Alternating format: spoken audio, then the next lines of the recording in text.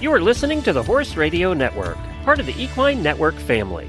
What a beautiful day for horses in the morning.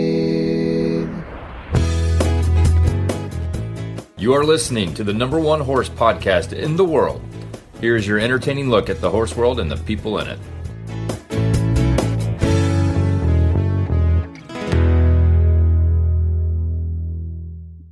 I am Coach Jen from Ocala, Florida.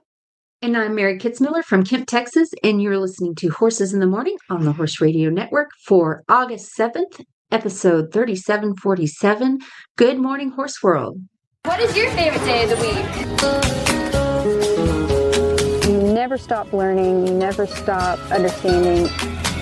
It's more in depth than just riding a horse. Exciting, knowing that for the rest of my life I could work on this and I'll never stop learning.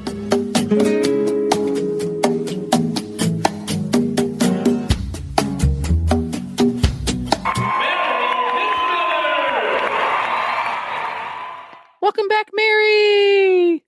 Yay, thanks for having me. Mary Kitzmiller stops by once every month on the second Thursday, and we chit-chat about all things horse training. And sometimes we delve a little bit into dog training, chicken training, human training.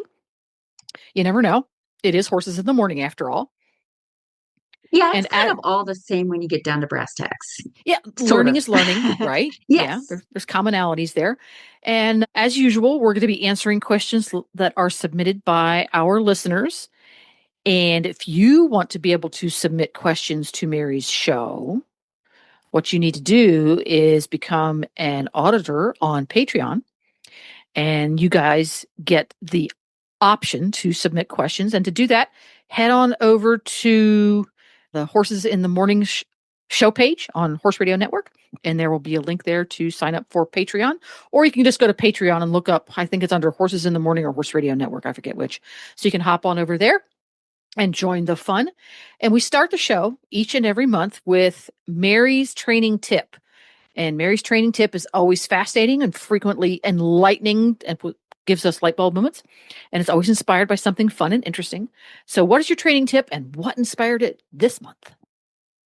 Okay, so if you've delved into the world of natural horsemanship, or you've done a clinic, or read some of the books that have come out in the last few decades, you've probably heard the phrase "set it up and wait."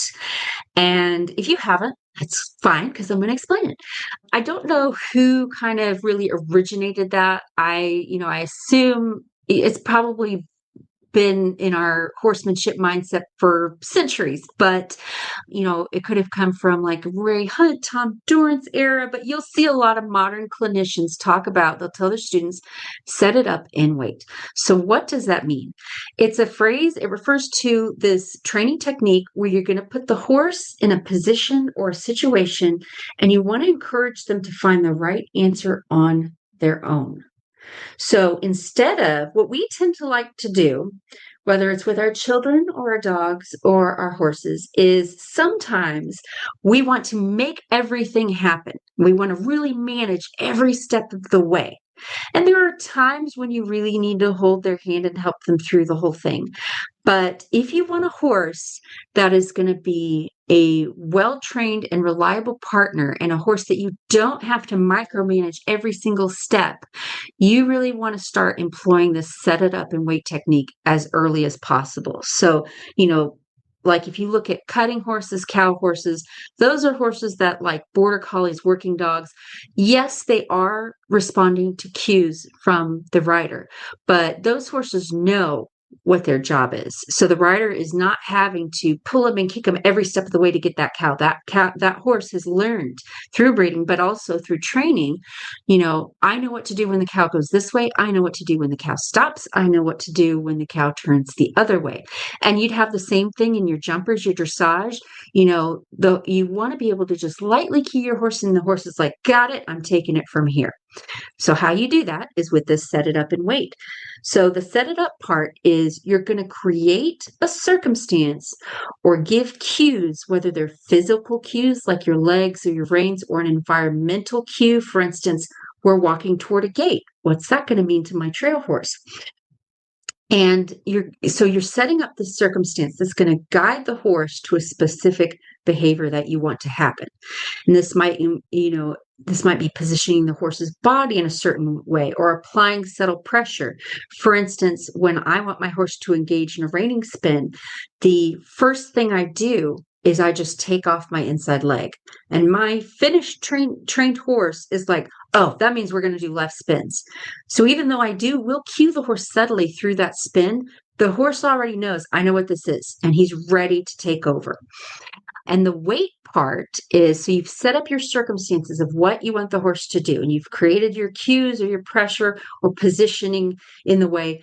And now, instead of pushing the horse into the maneuver and making everything happen, you are going to wait. You want to give them time to figure it out themselves. And this is what builds all the good neural pathways in their brains and brings all the good chemicals to them and really makes the learning and development in their brain happen. So you wait, you let the horse figure them out. You let them take their time to think, and maybe they'll try this and it was the wrong answer, and you just kind of gently block that answer. And you let them find their way through that little mental maze you set up for them. And then as soon as they find the right answer, you're going to just release any and all pressure you've had, and you're going to reward them. I like to give them a big break just to sit for a few moments afterwards and just bask in all the good chemicals going into their brain right now. Or I can reward them with food if I'm using food, or scratches, or maybe I'll even say, that was such a big thing you did right there. I'm going to get off and loosen your girth for the day because you can't get any better than that. Or I'm going to put you away. So that means the next day, their brain's going to go to that answer quicker and quicker and quicker. And this is going to create a more responsive and willing horse instead of just robot horse. We don't want robot horse. We want a horse that's an active partner and that's happy in his job. This is important for any discipline. If I want to go on a pretty treacherous trail, I want a horse that knows how to pick his way up and down that mountain. If any of you guys have ridden, pretty intense trails, you know how important it is to have a horse that I know how to find the best trail. I know how to settle myself down the hill so we don't go rolling down the hill. So even your pleasure horse, your recreational horse, you want this horse that's responsive, willing, thinking, not reacting, and a horse that's been trained through understanding rather than just pushed to do these maneuvers through fear or resistance. So a good example of this would be if I'm teaching the horse to yield the hindquarters, which is the cornerstone of my program. So how might I set this up? Well, maybe I'll set it up by directing the horse slightly to one side. Maybe I'll apply light pressure with my leg to guide the hindquarters into a certain direction. Now, so I've set up their nose. I haven't yanked their nose to one side, and I'm not kicking with my leg and pushing him to get their hindquarters. I've just set it up to where the easiest way to get me to stop putting this light pressure on the rein and stop putting this light pressure on your hindquarters is to simply step your hindquarters over. So I don't increase pressure unless the horse is just completely clocked out and they're not even listening. But I'm going to wait and let the horse search for it. So maybe instead of moving away from my leg, they go into my leg. I'm not going to get upset when that happens. I just kind of keep that leg closed and I show them, nope, that didn't make my leg go away. Maybe they pull against my rein instead of giving to my rein. I just hold my rein steady and I'm like, nope, that wasn't the right answer. And I let, they'll find like, if I pull my head this way, that feels uncomfortable. I don't like that. Maybe I'll soften to the rein. And maybe instead of leaning into the leg, what if I step away from the leg? So how I like to envision it is I've set up a little puzzle box for my horse. And the puzzle box, it's like a house that has lots of doors and windows, but I've closed every door and window in this house except the front door. I've left that open. And instead of trying to push the horse through the house and throw him out the door, I just leave that door open. And every time they try any other window or door, I keep it closed. And I do that with my aids. So, they're just walking through each room and trying to find their way out this window, this door. Can I go out the back door? What about the garage door? What about the bathroom window? Nope, nope, nope, nope, nope. And then finally they see, oh, the front door is wide open. And as soon as the horse steps out into the open sun, I want it to feel so good for them. So as soon as I feel them finding their way out the front door, I release everything and I stop everything so that they just feel that breath of fresh air when they step out into the sunlight. And that's where, of course, the release of pressure is plenty reinforcing, but also I like to, let's just sit here and bask in the front yard in the sunshine because you finally found your way out of the house. Maybe I'll give you a little cookie, maybe I'll scratch you on the neck. And again, maybe we were trying something really complicated that the horse really had to think his way through. Maybe I'll be like, you know what? That was the most beautiful thing you've done all day. I'm going to get off, loosen the girth, go back and play with your friends. And that is going to teach the horse, even though maybe it took longer than if I had just shoved the horse out the door. I could have put some spurs on and done this and pulled him a little harder and pushed him this way and prodded him this way. And yeah, I could have gotten there real quick. But I'm always going to have to kind of wrestle with that horse to get him to do that maneuver. If I never give him the chance to search himself, I want my horse to feel comfortable searching, as long as he's not doing anything dangerous. Obviously, if he bolts off, I'm not going to be like, oh, that's not the answer. Figure it out. Oh, wait till you stop bolting. I'm going to control that situation as firm as I need to. You need to back up a few steps. Yes, but I will allow within reason. I will lean against this leg, pull against this rein. Maybe I'll try going forward. Oh, no, that's not the answer. Maybe I'll try going backwards. No, that's not the answer. Oh, it was to go to the left. So once you change your mindset to that and you think of, I'm not making this horse do things so much as I'm giving him brain teasers every day and letting him figure out the way out. Not only is he going to come to conclusions a lot quicker, he's going to be a lot more confident in trying things instead of just being timid and waiting for you to tell him what to do. But it also helps my mindset, because if I think of it that way of, I'm a teacher, I'm giving you a math problem, and I'm going to let you make a few mistakes and figure it out. If you need a little bit more help, I'm happy to step in and help you a little bit more. But I really want you to try and solve this for yourself. Then I find myself getting way less frustrated of, oh, he didn't do it right away. I'm so angry at him. He's not doing it immediately. No, if we need to sit here and figure it out for 5 minutes, we will. And then I know tomorrow it'll only take 2.5 minutes. And then by the end of the week, he's a pro. I give the cue, he does it, we're good. Yes, that's very interesting. I just see, again, now that you've put this all into words, I went, oh, this is what just happened with Junior James, the young horse, not real keen on getting fly spray. So I wanted to teach him to stand completely free with no halter, just stand there while I spray you, while you don't have to move. You don't have to be tied up, nothing like that. And the past 2 days, I pick up my fly sprayer, and as soon as he sees me with the fly sprayer and I say, you want to go get some fly spray? He will follow me outside. Aww. And for a while, I had to kind of set him up a little bit, sniff the fly sprayer, squirt the fly sprayer away from you, and do those things. So he could settle himself into, oh, I'm getting fly spray now and it doesn't hurt. It's fine. I can just stand here. But the past 2 days, he'll follow me outside and he'll turn himself around to stand a very specific spot and step towards me. Like, I'm ready. Put the fly spray on. Perfect. Yeah. So, and he's much better about it on one side. The other side, he'll stand still and you can see his little gears going, oh, this is the hard side. But the more confident side, he's gotten to the point now where he quite literally steps towards me. So, okay, put it on now.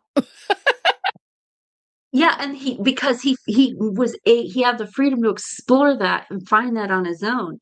Yes. And I recently had to do the same thing with a client horse, that beginner rider. She was given a horse, and the horse is actually wonderful. But we're both going through, she says, well, the horse is supposed to have been ridden, but these people were given the horse before me. So I'm like, okay, even though looking at her, I'm pretty sure she knows how to ride and she seems real gentle. a horse that's been given away twice is something that let's check everything out before we just hop on. Yeah. So the last time I drove out there for a lesson, she said, the flies out here are really bad, and she keeps running away when I try to fly spray her. And she was trying to fly spray her just out in the pasture, no halter.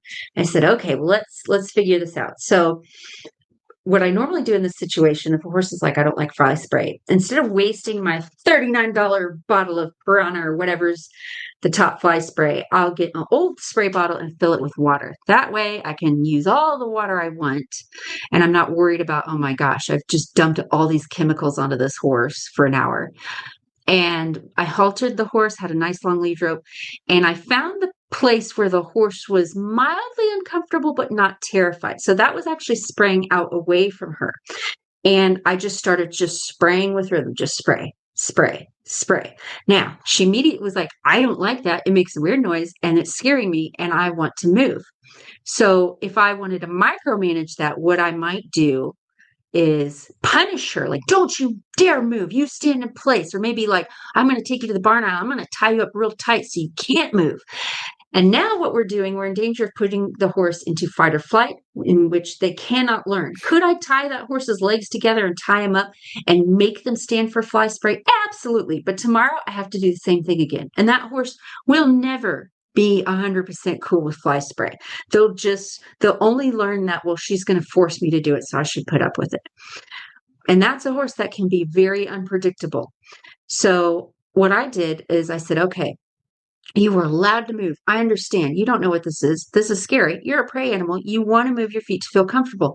I'm letting you do that. But I'm going to have you do it in a way that's going to keeps us both alive and keeps you from ripping the lead rope out of my hand, and a way that, is manageable, yet it's going to be a little bit of work for you to move. So maybe you'll find that it's easier for you to stand still. So what I do is I stand by the shoulder, which is the safest place.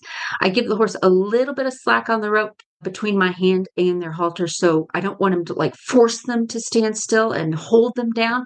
But if they go forward, I tip their nose toward me so they cannot just walk off or run off. They have to keep their front end relatively still, and they're going to yield their hindquarters around. So I'm again, this is where I've blocked off certain doors. I'm not letting you go forward and run off. And I'm doing that just by blocking it with my halter and lead rope. Like, no, you can't run off. You can walk in a tiny circle, but they find out after a while when I'm spraying and they're going around and around in a million tiny circles, yielding their hindquarters around. The horse after a while is like, well, I thought this was the answer, but I kind of don't want to stay cranked in this tiny circle. And, that thing's been going, that's been spraying for a while and it hasn't killed me yet. What if instead of moving, what if I stand for a second? And that's where I've done the waiting. I went around and around with this horse, just spraying with rhythm, and I'm just spraying the air, spraying the air, spraying the air, spraying the air. Horse is going round and round and round, and I'm letting him think. That's my setup. I've set it up, set up this circumstance where there is an answer that makes me stop spraying. You got to figure it out. And the horse will go, I'm tired of walking around. What if I stand still? And that's where I stop spraying. Maybe if a horse was terrified of it, maybe I'll take several steps back and just let him stand there. Maybe I'll pet him. Maybe I'll click and treat. But I want the horse to know that was the answer. Now, if the horse is particularly afraid of the fly spray, they're probably going to move again the next time I do it. I'm not going to go any further. I'm still going to spray the air around them. But this time it's going to take half the time. And then that's going to get incrementally better until I can spray the air around them and they're fine. And that's when this is your approach and retreat. This is when I'll say, okay, what if I spray across your withers and back? And now they're starting to understand. They might not be totally cool with it, but they're like, okay, I think I know the rules to this game. Stopping equals fly spray stopping. Moving equals nothing happens, but fly spray keeps going. And I'm still creating the situation and guiding the horse toward the door, but I'm allowing them the freedom to move. And what happens if you keep moving your feet? What happens if you stop moving your feet? If you go forward, what happens? You're going to get blocked by the halter. If you run backwards, I won't pull on them to try to keep them from running backwards because I can go backwards as fast as they can go backwards. So if they go backwards, if they back up, I just stay glued to that shoulder and I keep spraying. So the horse is like, okay, I tried to go out the back door, but I'm not getting away from it. And eventually the horse is like, oh, what if I stop? That's it. That's the thing. There you go. So what might be some things that someone could look for in the horse's body language? Because the place I see these processes going wrong is at the beginning. We tend to underestimate or misjudge whether or not the horse is feeling stressed, but still in the area where he can learn, or whether he's genuinely in flight where he's managing it, but he's really not learning. So often you see somebody go through a similar process to this. They have the horse blocked, but the horse's eyes are giant and wide, and he's snorting and his head is straight up in the air. What are some things that someone might look for in the horse's body language that would indicate that, okay, he's worried about this, but he's still able to learn? So if you imagine the state of mind in the horse, that looks like a pyramid. And this is actually the diagram used in Martin Black and is it Stephen Peters, the neuroscientist book? They actually draw this out and it helps you kind of envision it. So the base of this pyramid is where the horse is in rest and digest. He's like, no, there's no threats on the horizon. I feel comfortable to graze and, lay in the sun. And that's total relaxation. A lot of learning can happen there. And I do a lot of teaching in that area, especially when I'm clicker training. So you're totally fine to teach in that area. I find letting them go up to the middle part of that pyramid, this is where we have a little bit of stress. The horse feels compelled to search for an answer. So like in this case, I've sprayed the fly spray. So the horse is now, okay, I'm out of the bottom part of that pyramid, rest and digest, and I'm alert and I'm like, what's going on? I need to figure this out. That's the middle part of the pyramid. So the horse, yes, there's still some stress there. The horse definitely feels compelled to search for something. This is where a lot of learning occurs with many trainers programs. And I personally think it's not a bad place to be. You don't want to be there all day, every day. I want to allow the horse to be in that area. And then as soon as they figure it out, I let them come back down to rest and digest. So in rest and digest, the signs you're going to see that the horse is in that part of the pyramid, head down, he's maybe looking and chewing, he's, breathing normally, he's got a hind leg clocked, he's just kind of swishing his tail. Maybe he goes down and rolls. It's just a very calm, placid look. The horse, everything's just real loose. They got a big soft eye. If you look at a horse grazing, you'll see it. When they go up into that mid-level, you'll start to see the horse, the head comes up a little bit. Now we've got movement in the feet. We've got a little bit of tenseness through the body. The horse's mouth is very quiet. Like, I'm not going to be looking and chewing right here. And so that's where the horse is like, I don't know what this is. It's like a really complicated math problem. I'm sitting down to the math test and I got to figure this out. So when you're in that zone with the fly spray, that's where I would like to keep them. Now, there's the apex of that pyramid is where you see the horse go into fight or flight. Fight or flight for the horse or any animal is survival. I am only thinking about how do I live through this? Do I work with horses in that area sometimes? Yeah, sometimes it happens. I'd never try to push them up there purposely, but sometimes I'm riding along and this horse spooks and they're in fight or flight. At that point, I'm managing the situation and keeping us both safe, but I'm not doing a whole lot of teaching because their brain just can't take it in. So I'm usually doing an emergency stop in that situation. I'm just trying to help us both through it where we both stay safe. So if you're, say, spraying the fly spray like we're talking about, and your horse goes from, I'm moving my feet around, but I'm still kind of thinking about it too. Now you see their mouth get really tight, and in their face, you'll see especially the muscles between their eyes and their nostrils get really tight. You'll see some horses, their bottom eyelid kind of pulls down. And you'll, of course, see the whites of their eyes. Their ears might be flicking forward and back, listening for trouble. Their whole body is stiff like a tin drum, or they're wanting to bolt, or they're wanting to rear, or they're wanting to fly backwards 1,000,000 miles an hour. You are now in fight flight. If you find yourself there, manage the situation, but it's telling me, okay, I started way too close with this scary thing. Some horses, like Mustangs, I have to start from 50 feet away. I've had Mustangs that were terrified of the clicker, and I had to just like go walk over to the other side of the yard and just like kind of click and click and click until they were like, oh my Wow. gosh. Yeah, some Mustangs are real flighty. So you want to find a starting point that generally you're going to get something done. So you have gotten the horse's attention with it, and they are aware of it, and you're in that zone where it's right at the precipice of the horse has a line where if you cross, it's this threshold of, oh, heck no, I'm out of here. You don't want to cross that line, but you want to start getting to that line. And you'll be able to, by doing this, move that line further and further back. So maybe the first day with that Mustang, they were so frightened of me even being within 50 feet of them. Okay, that's the line. I'm going to gently start trying to pick up that line and move it closer and closer and closer until obviously the end goal is I'm riding bareback and bridleless across the pasture and it's majestic and everything. Yeah. And the line is different for every trainer.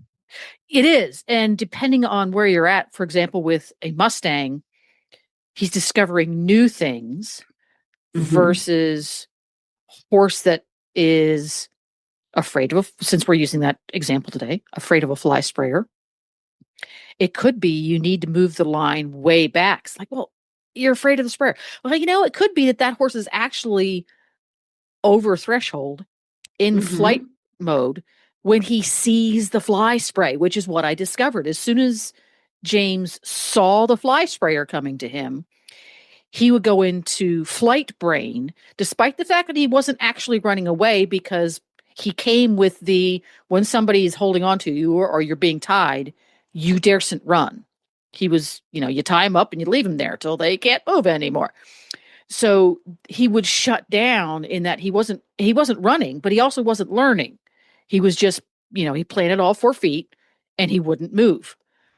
But if he was not confined, tied up, you couldn't get within 20 feet of him with a fly sprayer.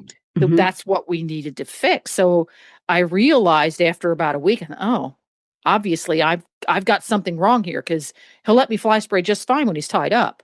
But if he's not tied up, I can't get within 15 feet. So I needed to move that line way, way, way back. I had to get to the point where I could have a fly sprayer in my hand and walk around the stall and walk up to him in the field. And so, it's a fly sprayer. You're not going to terrify me with it. Because he looked at that as the existence of the fly sprayer to him was negative, period. Because every time it got near him, he got tied up. And it's, oh my God. So I learned that I had to back up a lot further than I thought I did. And you're not making a mistake by backing up. Some people are like, oh, the horse will learn the wrong thing. It's like, if I feel in my bones, like this is not a good place to be, I don't care if some other guy would be way more bold about it.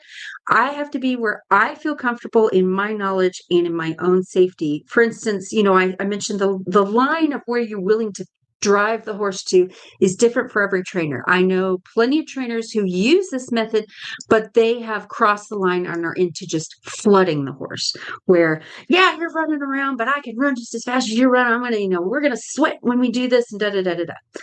I won't go into whether that's right or wrong. That's just, some people's they're okay if the horse really goes around and kicks up a lot of dust. And that's how I used to be. But not only did I find that that's just not what I prefer. I don't prefer to put the horse quite that close to the line of being into flight or flight. But also, as I've gotten older, I'm like, I don't want to run around all that much. I'd like you to stand still. So I've been able to find that zone where the horse is still in learning mode, but I'm not going to create a lot of movement, if any, because my knees hurt. I don't want to chase you around all day.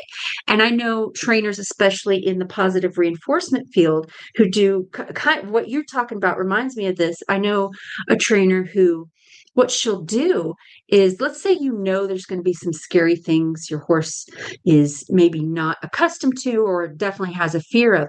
What they'll do is, while they're working with their horse on other things, they'll hang a bunch of different stuff on the fence. And a lot of the stuff will be pretty neutral, and some of the stuff will be kind of scary. So what you could do is, like, maybe I'll set this brush on the fence or this towel, and it's just there. Maybe I'll hang a small tarp over the fence, and the fly spray is going to be on this corner post, and we're not even going to touch it today. We're just working and it's there. And we'll spend a few days where the horse just gets used to it being there. Maybe when I'm working, I'll give the horse a break and I'll just kind of go and pick up the fly spray bottle and put it back on the post and then come back to working. So the line is wherever you feel comfortable, because, not everyone wants to Wild West this thing and wants to cowboy up. I know where my limit is, where my cowboy skills don't go that far as someone else's. So I know where I'm going to fail, and I know where I would prefer my horses to be. So that's going to be the line for you to figure out. From early morning feedings to late night barn checks, horse care follows a rhythm, and Chewy helps you keep in step. Whether it's grooming for that shine, gear to protect every ride, or the supplements that power their stride, Chewy delivers what you need and when you need it. Fast shipping, flexible auto ship, and trusted brands mean you can focus on the feel of the reins, not the stress of the supply run. Your horse counts on you, and you can count on Chewy to match the beat of your barn life for every season and every reason. Start your order today at chewy.com/equine. And who is our first question contributed by a listener? Okay, we have this one coming from Nicole, and she wants tips on how to encourage long, consistent forward movement. She says, I like doing equithons, which is an endurance subset with my horse. So we need to be able to trot for long periods of time. And often in training, she doesn't want to put in the effort to trot beyond a handful of strides at a time. So that is a really great question. So the first thing, obviously for endurance, sustained trotting is going to be absolutely key. And we do know, if we have any experience in that field, that it's going to require some conditioning, both physically and mentally. So I have some horses that are fit enough to do it, but they just don't want to. So I have to meet them where they're at and build their mental endurance as well as their physical endurance. So the first things first, out of the way, most people understand this. Check for physical issues first. Check for, especially if you have a horse that was doing pretty good with it, and then now all of a sudden this week they don't want to do it. So make sure you've got your saddle fit out of the way, that they can easily move their shoulders. Make sure their back is in pretty good shape. Check for hoof soreness. I have had some horses I had a horse in particular a few years ago that was just trotting real post-legged, just not really moving out, and their feet looked totally fine. Everything looked fine, didn't feel a pulse in their feet, legs looked good, everything good. But I noticed between their two heel bulbs, there was a little, and their foot was dry looking, no smell, nothing. But there was a little crack between the two bulbs, the two heel bulbs. And when I went to investigating that, I kind of took a hoof pick and just lightly poked at it, and my hoof pick sunk all the way down into that crack. And the horse was like, you would have thought I stuck a knife in there. And so I found out, even though it was invisible initially, I found out this horse had a deep infection in there, and that can be havoc. That feels very painful for their heels. And so I really had to root that out with lots of treatment.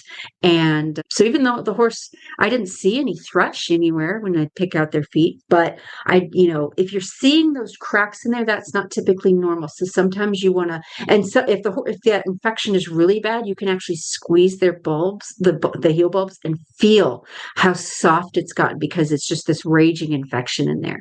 So you might even have to go to a vet if that gets bad enough. But once I was able to solve that, they're like, oh, I like trotting again. So, we're going to check for all of that thing: muscle tension, ulcers, joint stiffness, teeth. I recently had to send a training horse home. He looked healthy, fit as a fiddle, shiny, beautiful, gorgeous. Mentally, he was wonderful to work with.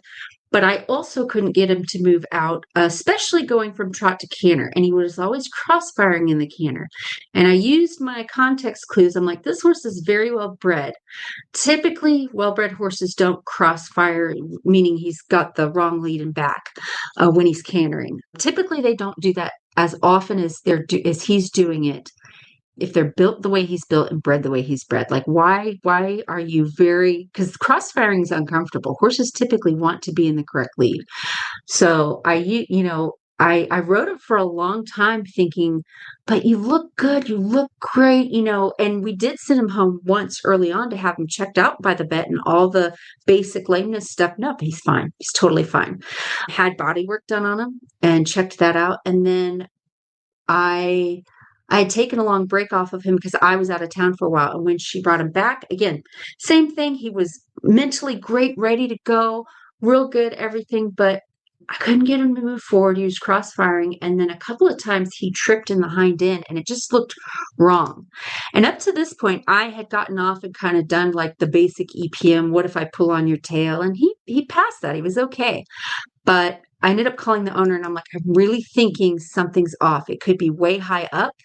Maybe it's in his pelvis, and I brought up EPM because of the few things that I had seen that made me think of it. And turns out he did get tested and he does have some markers. It wasn't full blown, but he has enough evidence in his testing results. And then the vet also did a tail pull and he wasn't satisfied by the tail pull. So the horse is getting treated for that before he comes back.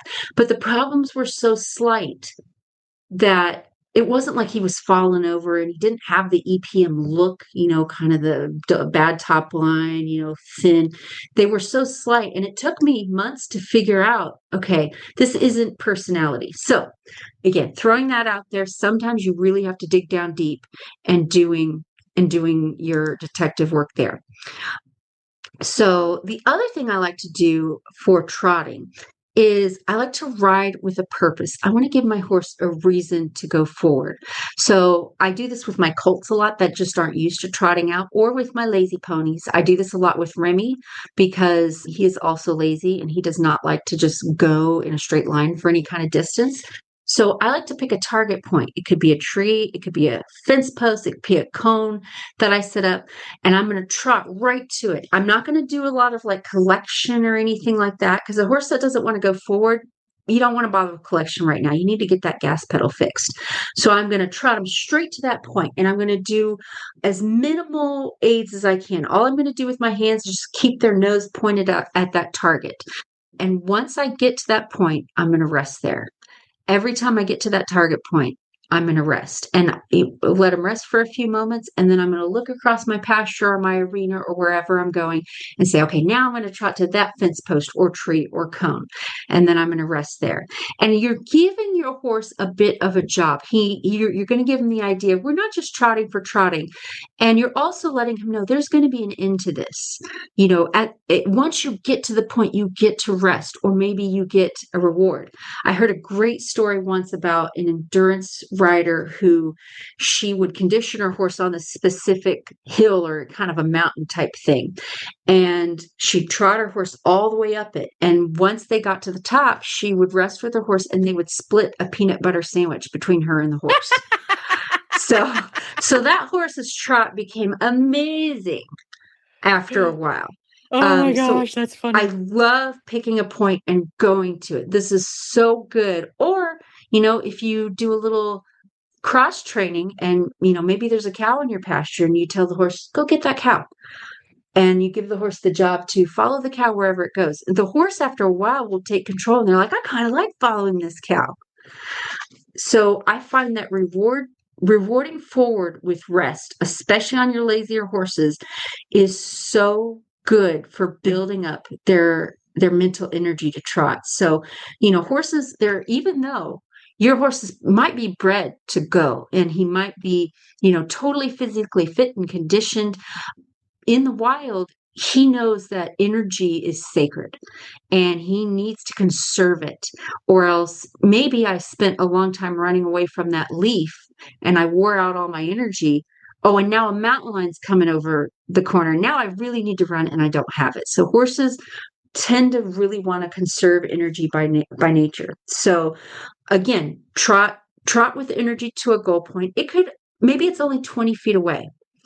And the instant, so pick your target, trot toward it. And as you're trotting toward it, what you can also do, because I know this horse has some issues with trotting for more than a few strides. So try to get the horse to trot. And even if you have an endpoint in mind, trot the horse toward it. But if you feel on the way to that goal, all of a sudden you feel this horse for like 2 strides, maintains a solid without me having to bother her, stop, drop the reins, let her rest. I had to do this with my Mustang Dougal because Dougal was the biggest deadhead as far as energy ever. I think Dougal is like 99% draft horse. And I tried to use pressure and release with Dougal at first. And I very quickly found if I want him to trot, I'm going to have to beat him with something because he wasn't particularly spooky. And I'm like, I don't want to do that because now you're really going to hate trotting because I have to bully you into it.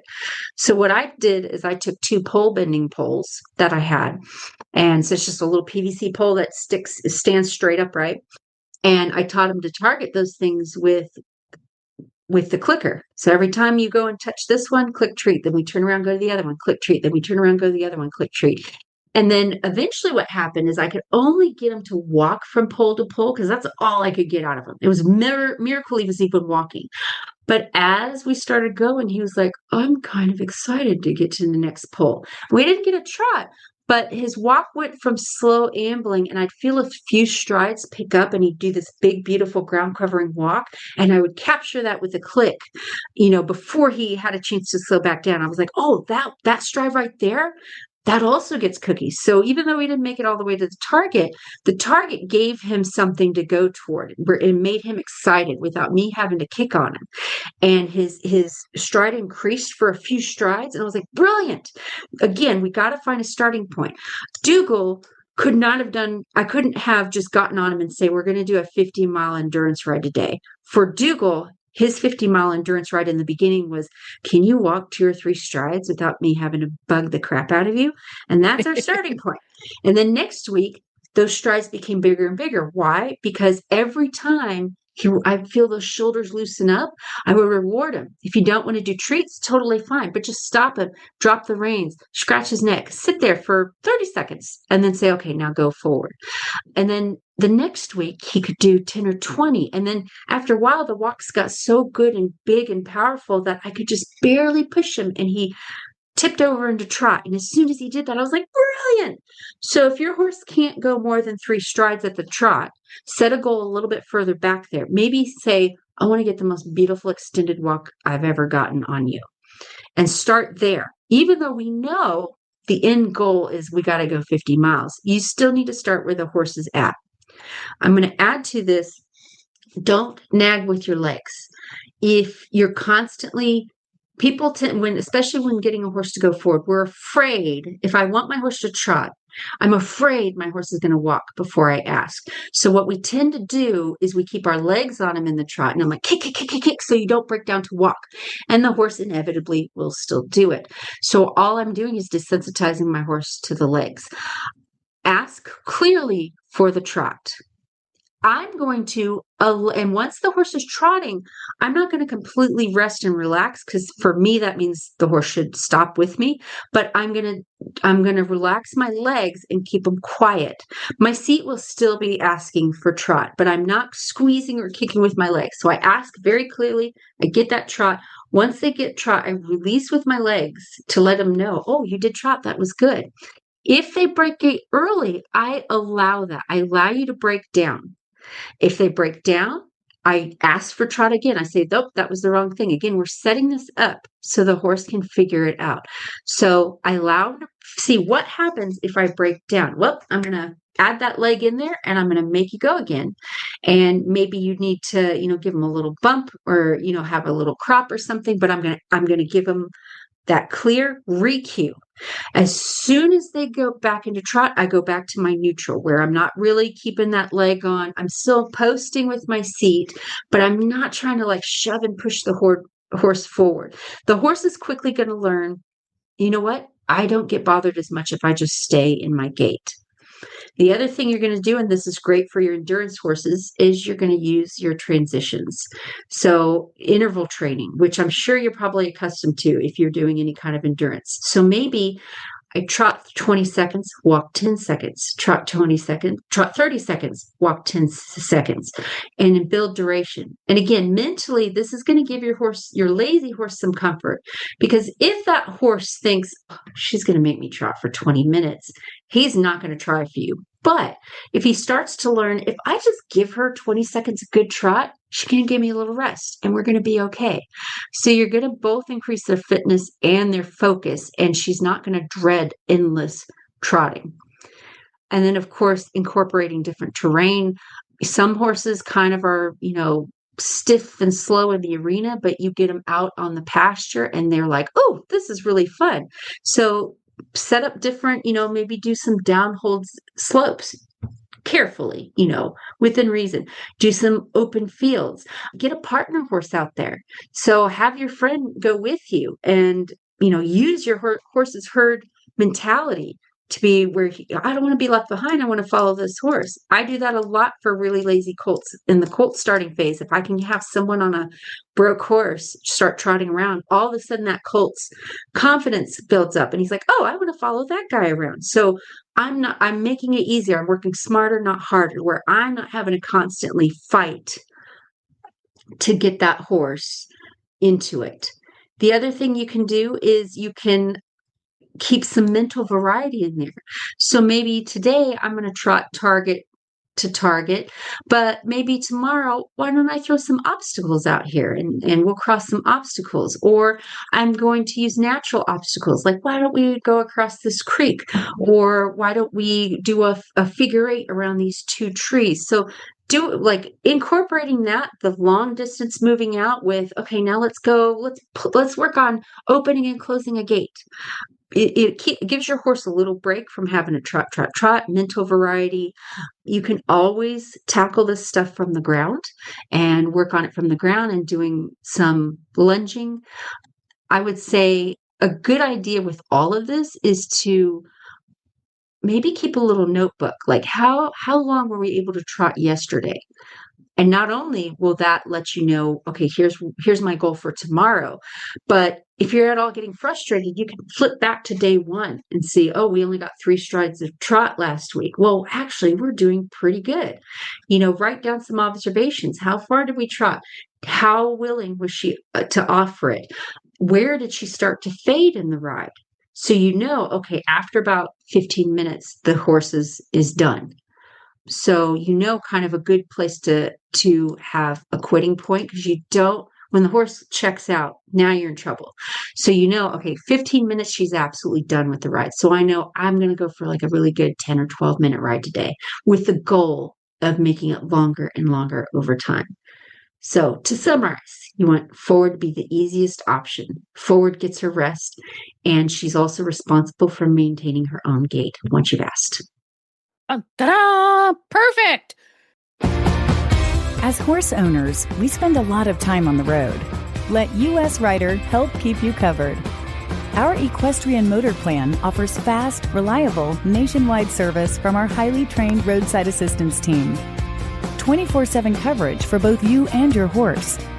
Membership includes horse trailer servicing, towing, flat tire repair, even on dual wheels, battery assistance, and lockout service on any vehicle in your plan.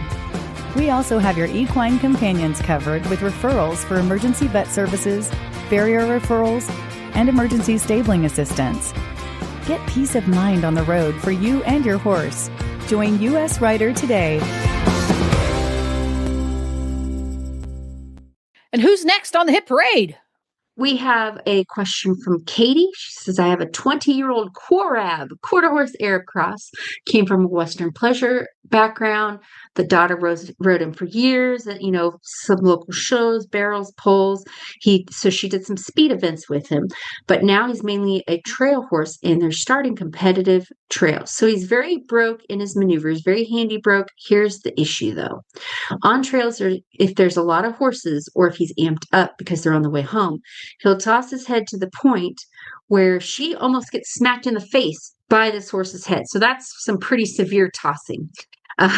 He'll also jig on the way home, which is kind of like this trot, walk, fast pace, sort of like a Pasifino pace, but not smooth at all. I don't like jigging either. Usually she can work through it or redirect him to a tiny canter if he just won't walk, which is more comfortable than jigging. Or she'll do side passing. She'll try to do side passing or doing other maneuvers, which is often something I recommend, like give him a little job to do. But she says that gets him more worked up. She tries to do a quick, keep a loose rein, but doing a lot of pull and release. So that'd be something similar to a half halt. And a few weeks ago, someone we were riding with raced past us, which triggered him to bolt after her. And I had all I could do to slow him down and stop him. It was so unnerving, feeling so out of control. He's very competitive, wants to be up front when he's triggered. She rides him in a futurity bit. I'll have to look up what that is. But I'm open to other options. I'm sure futurity bits maybe like some sort of shanked bit. What are your tips? I'm considering using a running or German martingale for this issue, and that would be she would be wanting to do that for the head tossing. So obviously you don't want to be smacked in the face by the horse. Ridden him in a tie down, but hate to use it every time. Especially, I would say no tie downs on the trail, because there have been horror stories of someone riding a horse through water. They didn't realize we're so deep, and the horse could not lift its head to save itself. So no for the trails. And I don't like tie downs anyway. But plus, a tie down, this horse is a speed horse. So, if she uses a tie down, he's like, we're at the barrel race, is what she's saying in the question. So we do have access to a round pen or open field for schooling. So this is a common issue that many riders face. And I want to first off say, the friend who raced past you on the trail, not your friend. There are groups of people I know to ride with if I want to go Ricky Bobby style and go fast, and I have the horse to do it. So there are times when I go on the trail and it's fun and we're galloping the whole time. And there are times when I'm on a little bitty baby horse and this is their first trail ride and I don't want to screw them up. And I would hope that the people that are going with me on the trail are considerate of that. I have some friends that like to go fast all the time, but are respectful enough. If they know that the horse I'm on is green or having issues, they know, do not race past. Not without asking, at least. I'll have some friends where they're like, hey, mind if I canter on down? And I know I'm on a horse that can handle. I'm like, go for it. I'll meet you up there. But that's a big part of this issue is you want to make sure you're riding with people that get it and that can help you through it and stay your pace and not trigger your horse. Because now ding, ding, ding, ding, ding, ding, ding, ding, ding, ding. That is no different than the fly spray problem. All you're doing is reinforcing the horse says, this is stressful for me. I need to be in front. And when I go on a trail ride or I'm going towards home, horrible things happen because from their point of view, being left behind is horrible. That's just reinforcing it. So yes, ding, ding, ding, ding, ding.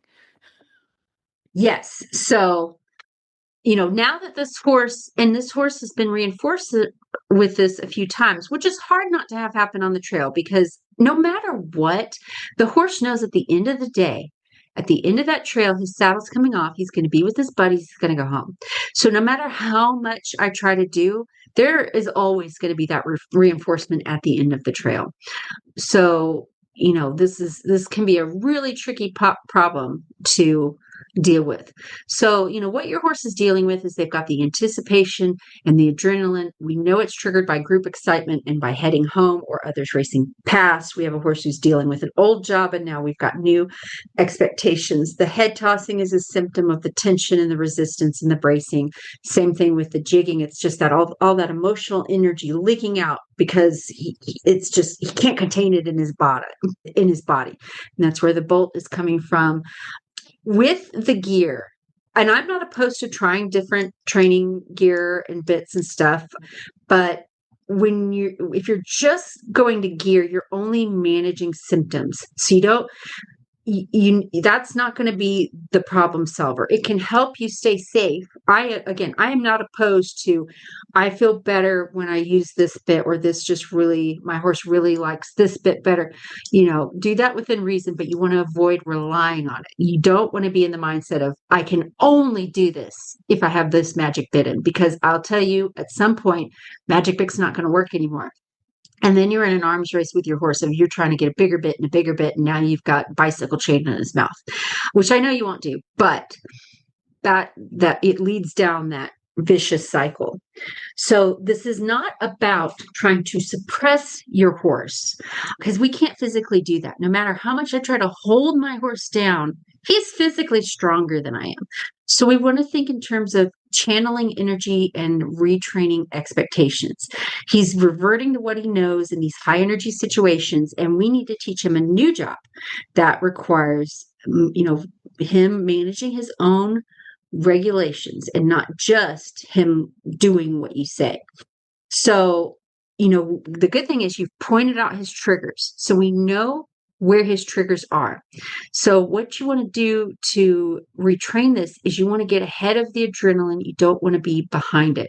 So once he's triggered, once the horse is dashed back, once he knows he's on his way home, or once he's in a large group of horses and he wants to get to the front, you are just in damage control. You're just trying to survive the bolt or whatever he's doing. So you want to start managing his brain before he amps up. So what I would do, a lot of times you can redirect this on the trail, but I'm thinking you need to work by yourself in either your round pen or your arena or your field by yourself, or maybe even, a small trail by yourself if you feel safe. Use common sense, let people know where you're going, when you're going to be back, all that kind of stuff. But start there before he can really be triggered. And you're going to do early redirects. So I know you said side passing, all that stuff just amps him up more. I would say that's because we're trying that when he's already kind of, like we talked earlier, in that fight or flight. Like, I'm just thinking about going. So as soon as you feel tension building, so this could be ears pinning forward, his head beginning to raise, he's holding his breath. You'll feel it in his barrel. Like, it feels like you're riding on a metal barrel. That's when you're going to do very subtle tasks. So one thing I love to do is a serpentine down the trail. And this is a one rein at a time exercise. And I like to call it an exorcism for the horse, because it gets rid of a lot of demons. So it's very simple. Left rein, go left, right rein, go right. And I'm imagining this horse, when you start the serpentine, he's going to be going, it'll be like a log down a river, just really straight and kind of more zigzaggy than soft and smooth and bendy. You're not going to get that immediately with this horse. And again, best place to practice this is in a very controlled, quiet situation. So see how soft you can get that horse through his whole body by turning right, then left, right, then left. Use your legs with gentle cues. Ask for, get a little softness at first. So what I tend to do is I'll go left until I feel just a subtle change, and then I go to the right until I feel just a subtle change, and then back to the left. You could do this with obstacles. I like to do this around trees in my pasture, and I just make this mundane and monotonous. Left and right and left, in a calm situation to start with. Left, right, left, right. And after several rides of doing this, you'll feel that horse's body start to soften, and he's not going to be so stiff and tense anymore. So again, train this at home so that he's very soft and good with it, so that when the energy goes up, he's going to get stiff. But we've trained so much of that softness at home. Hopefully I can get him back into that softness. What I also like about the serpentine is he does still get to go forward. And it is something great if you're on a more narrow trail where, I can't do a bunch of small circles or something, or we'll drop off this canyon. You can just go left of the trail, right of the trail, left of the trail, right of the trail. The other good thing about the serpentine, and again, I'm not trying to put his head down. I'm not trying to hold him back. I'm just bend left, bend right, bend left, bend right, very lateral. The other good thing about this is if it all gets to be too much, if I'm in a bend, I'm halfway to a one rein stop. And if you haven't practiced and taught one rein stops, I would do that now. I could go into how to do that. That's going to be a whole another hour of me yakking. So I would say, find a source, look up one rein stops and, get real knowledgeable about how to teach it and practice. It's an emergency drill. So you need to practice it when the horse is listening to you so that when it's an emergency, it's not the first time he's ever done this. So there's all sorts of early redirects you can do before he even gets to that zone. So I would be working on these on the start of the trail, practice those when you're going away and he's not so tense. And then as you come back, hopefully he's a little bit more responsive. So, again, serpentines, lateral flexions, you could do lots of transitions, walk, trot, walk, trot, walk, trot.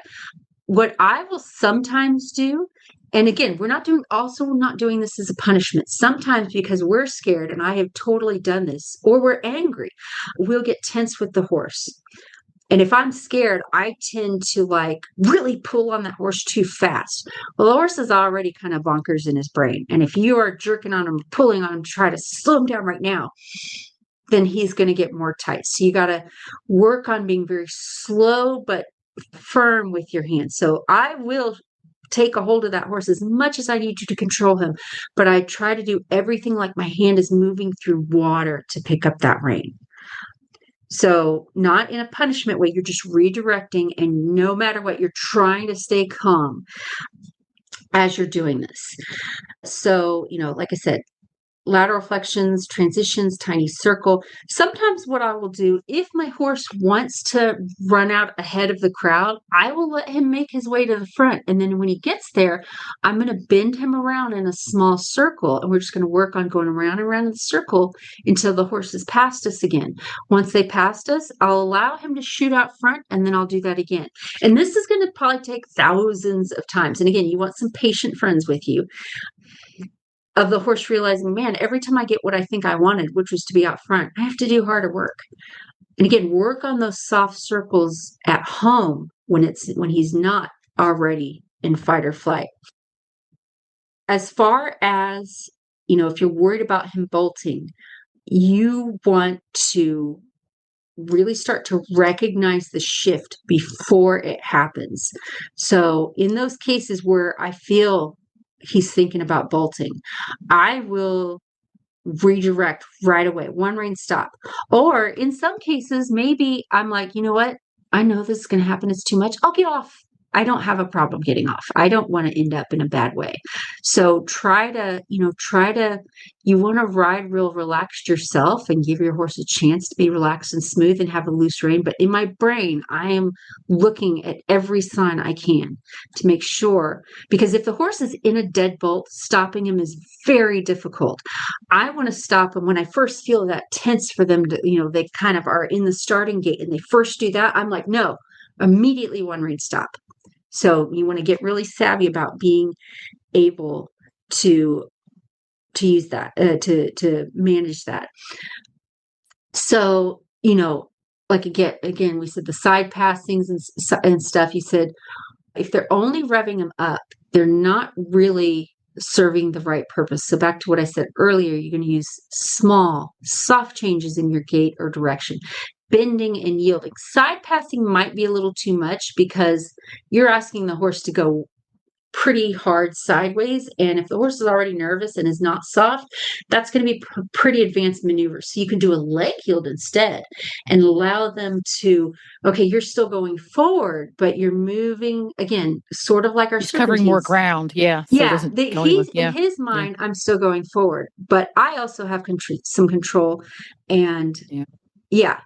And so all of those things, you just want to keep him engaged, even when he's not triggered. So don't do these things just when stuff starts to get hard. Yeah. Yes. So the perfect place to practice is on the way out. And just like, hey, are you listening? Are you soft? Are you listening? Are you soft? Yeah. So I rode this horse for 11 years. This exactly describes Nigel. Yeah. One of the things I found early on with him, once I discovered, first time I took him out on a trail ride in a group, I discovered it, that he is a competitive horse. I made sure that whenever I went on group trail rides, I asked the group, I have a horse that walks really fast. He needs to be in the front for at least the first hour of the ride at a walk. Are y'all okay with that? If not, I just didn't go on that group ride. Yeah. And that's I did that for a very long time. Yeah. Because I needed to untrain it. He anticipated it. He said, oh, we're going on a trail ride. We gallop. We go fast. I get wound up. So he would get off the horse trailer and he was already wound up, just getting off the horse trailer. So I had to retrain his brain just by repeatedly going on these trail rides that would be anywhere from 1 to 3 hours that we walked the entire ride. Now, his walk was as fast as every single quarter horse's trot. And I just reached out to everybody and said, hey, this is the case. We're going to be walking and we're going to get way out in front of you guys at a walk. I'll just stop and wait for you to catch up, because he was cool with that. And it took a little while, but he got to the point where we could walk and do a little bit of trot on trail rides, and he became manageable. Now, if we broke into a canter, sorry, game's over. But he's a racehorse. I had to meet him in the middle somewhere. So there's hope, but this is a very, very difficult problem to manage. My heart goes out to you. It's going to be long and slow and a little frustrating. Yes, you're in the long haul. And yeah, I do want to add in there, I want my friends to be considerate of me, but I also don't want to drag everyone down. So I'm not going to take this horse on a fox hunt and be like, everyone slow down. I'm going to really, and if I'm on the trail and I realize it's way too much and it might endanger other people, or I'm going to be like, you know what, I'm going to head back. I'm going to get off and walk my horse back if I have to. Thanks, guys. Take a pal with you who's willing to do that, who's willing to take the escape route. Yeah. So you're going to have to really plan these rides in advance. And as far as gear, you will have people say, I never use any training. And me personally, I don't use martingales or things like that. The only bits I have outside of the snaffle are for my horses that, like, by the rules of the show, they need to be shown in this bit. However, this is a 20-year-old horse with baked-in habits. So I am not, if you find, like, I would say not German martingale, because yes, now he is used to a tie down, but German martingales can really trap a horse. And if he says he's trying to toss his head, and if he says I'm trapped, maybe he backflips instead. So there is a proper way to use them, but I would say that's a lot. And so, a run, if you feel he's throwing his head dangerously, as a temporary measure, as you're working through this, I wouldn't be opposed to putting a running martingale on there. You don't want to use it to tie his head down. He shouldn't feel resistance from that running martingale if his head is in a natural position. So you don't want to tie his head down, but it's a safeguard to where if he does go, I'm going to smack you in the face with my head, you can prevent that. And, or you can try different bits. There's, like, Myler has several bits that are kind of like, they'll have a sort of short shank with that comfort relief mouthpiece. And they even have some that kind of have a little bit of leverage with, like, a noseband deal. And so I don't mind if you play around with your tools. Just know that I'm doing this to manage, not to cure. And just be careful if you're unfamiliar with the equipment, because some of these can cause some big reactions in a horse if you've never used it before. You don't want to overbit. Yeah. Well, as usual, we're plumb run out of time. Where can folks appropriately stalk you online, find you to do a clinic, have you help them train their horse, etc.? MaryKitzmiller.com or Mary K. Kitzmiller on Facebook is my personal page, or Mary Kitzmiller Horsemanship also on Facebook for my business page. Dun, dun, dun. And auditors, stick around. We're going to do a little post show. We're going to talk about puppies. In the meanwhile, if you're not an auditor, tune in again tomorrow for more fun and games with Horses in the Morning.